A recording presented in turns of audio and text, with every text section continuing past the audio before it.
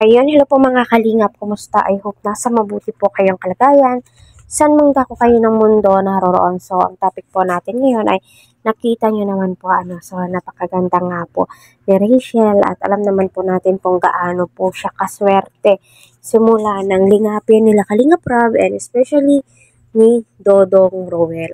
So, nakaka-excite nga po at humakot nga po ito ng 5,100 likes sa Facebook. Marami ang natutuwa, naway tuloy-tuloy po ito, at saka sa mga gumagawa ng reaction video na kagaya kong reactor, na nagsasabing may pagbabalik daw, mas mainam kung may pagbabalik, pero marami ang nagsasabi kung may magbabalik man, iwasan na lamang po yung pag-love team kasi dyan po nagkakagulo.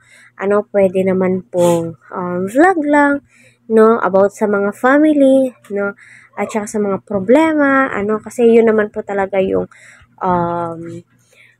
tinatangkilik daw ho ng mga viewers, which is nire-respeto po natin bawat desisyon ng bawat isa. Yun din po itong si Kalingap Rob. Alam naman po natin kung ano po yung nakakabuti, at alam naman po natin kung saan inilalaan ni Kalingap Rob yung mga pa-love team po niya.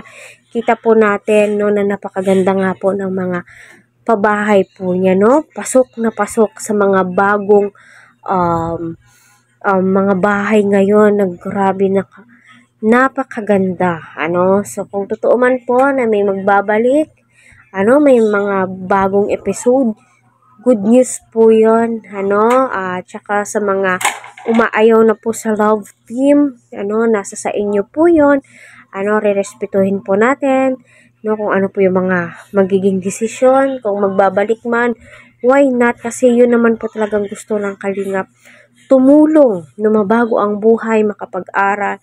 Yung main goal po nila is makapag bigay saya, mabago ang buhay ng bawat isa. Lalong-lalo na alam naman po natin kung gaano kahirap ang buhay ng mga taong tinutulungan nila Kalingap Rob.